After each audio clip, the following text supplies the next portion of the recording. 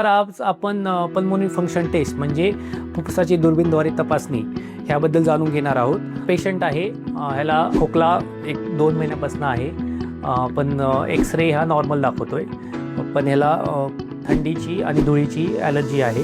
त्यामुळे आपण ह्यांचं पल्मोनरी फंक्शन टेस्ट करणार आहोत. ही जी मशीन आहे हे पल्मोनरी फंक्शन टेस्ट करण्यासाठी ही मशीन आहे, स्पायरोमेट्री म्हणतात त्याला. आणि आपण ह्या पेशंटवर हा टेस्ट करणार आहोत. खेचा जोरात, फुका जोरात आहे. फुकत्रा फुकत्रा फुकत्रा फुकत्रा फुकत्रा फुकत्रा फुकत्रा फुकत्रा फुकत्रा फुकत्रा. खेचामध्ये काढा मशीन.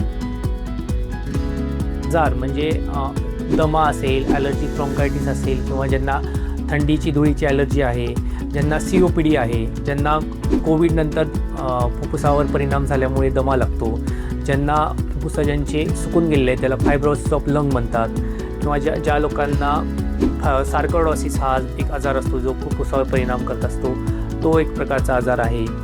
अशा लोकांसाठी पण पल्मोनरी फंक्शन टेस्ट हे इम्पॉर्टंट आहे.